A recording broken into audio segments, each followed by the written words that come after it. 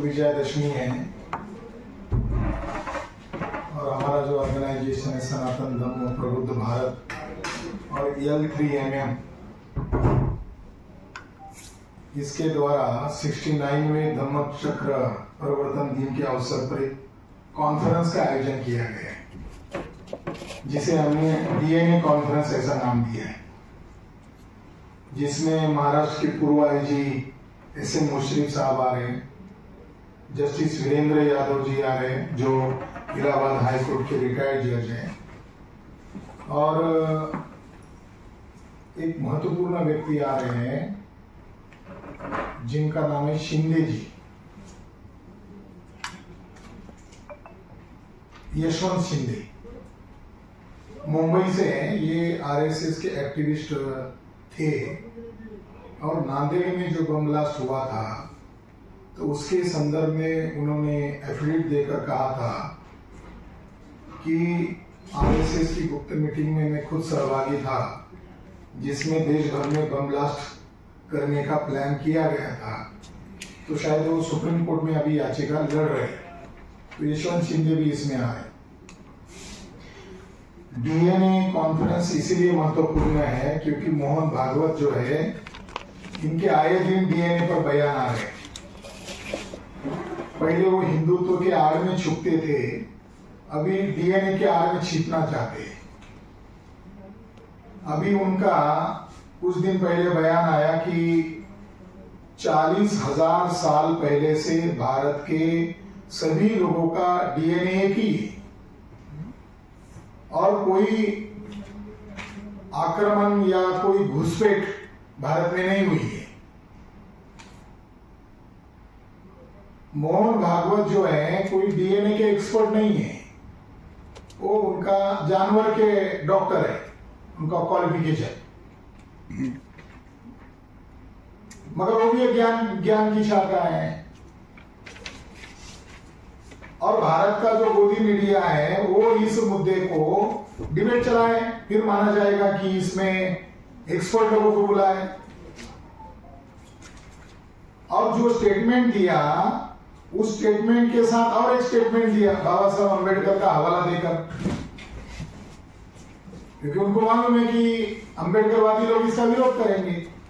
तो साथ में स्टेटमेंट दिया कि बाबा साहब अम्बेडकर कहते हैं कि विदेशी आक्रमणकारियों के साथ कई लड़ाई लड़ी और वो हार गए क्योंकि स्थानिक आबादी एकजुट नहीं थी।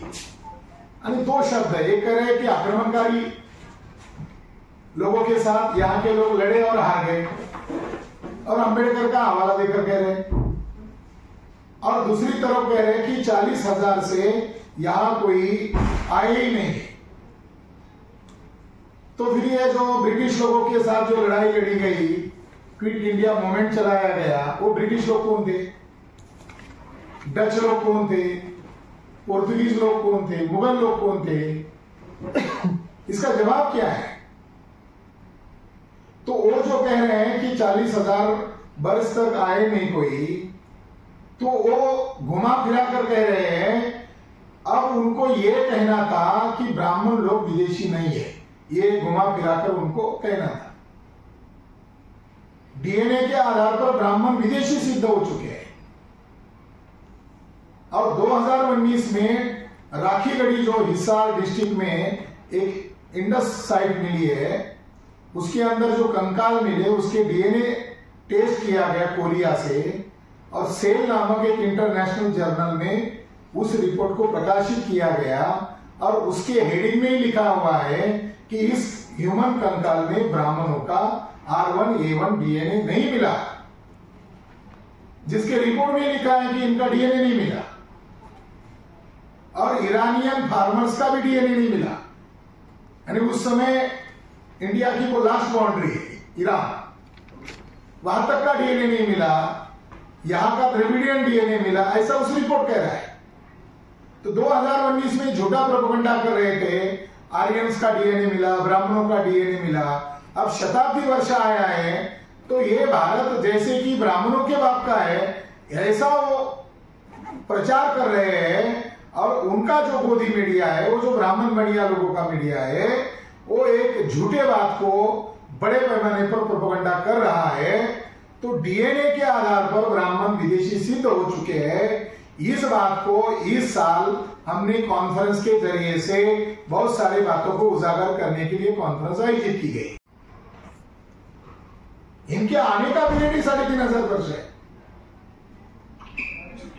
तो आज तक जो हिंदू मुसलमान के ऊपर नाटक किया उसका क्या हुआ, मुगलों के खिलाफ लड़ाई लड़ी उसका क्या हुआ, अंग्रेजों को भगाने का नारा लगाया उसका क्या हुआ। तो बहुत सारी बातें हैं उस डीएनए कॉन्फ्रेंस में उजागर होगी, जाहिर होगी।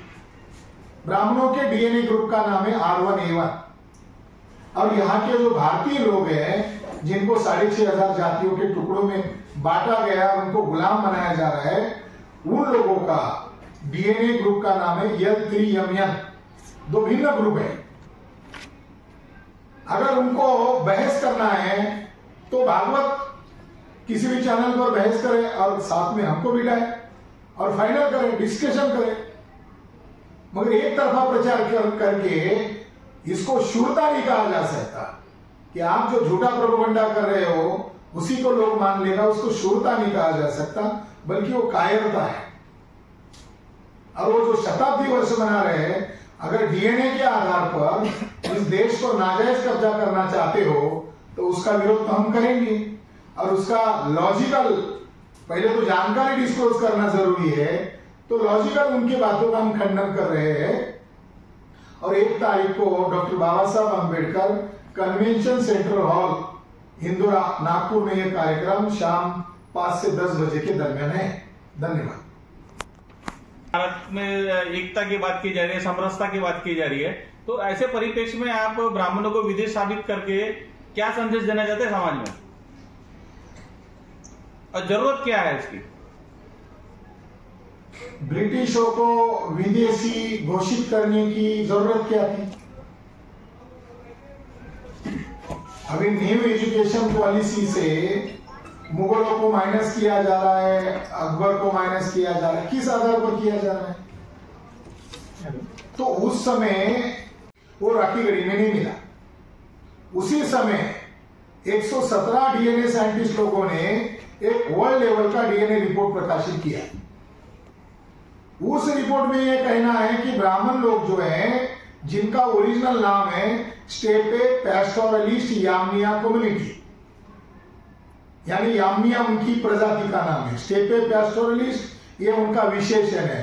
उसका शुद्ध हिंदी में अर्थ होता है जंगली असभ्य याम्निया जमात, असभ्य जमात आज भी है। वो निकले थे ईसा पूर्व 3300 में अपने मातृभूमि से। उनकी मातृभूमि का नाम है वेस्ट यूरेशिया। और यूरोप में भी गए, कजाकिस्तान के रास्ते से नीचे, खैबर खींड के रास्ते से इंडस सिविलाइजेशन पर अटैक किया। और उनका भारत में आने का पीरियड है 1700 बीसी, 1500 और 1700 बीसी के बीच में आए। आज की कैलेंडर के हिसाब से 3500 वर्ष पहले आए। और राखी गढ़ी का जो डीएनए कंकाल मिला उसका पीरियड है 4700 साल पुराना। अब राखी गढ़ी के कंकाल में भागवत के जाति का डीएनए इसीलिए नहीं मिला क्योंकि भागवत की जाति तो भारत में आई नहीं। अब दूसरा रिपोर्ट कह रही है कि उनका इंडिया में आने का पीरियड है 3500 वर्ष पहले। अब मैं इसीलिए मोहन भागवत की क्वालिफिकेशन को जिक्र कर रहा हूं, वो जानवर के डॉक्टर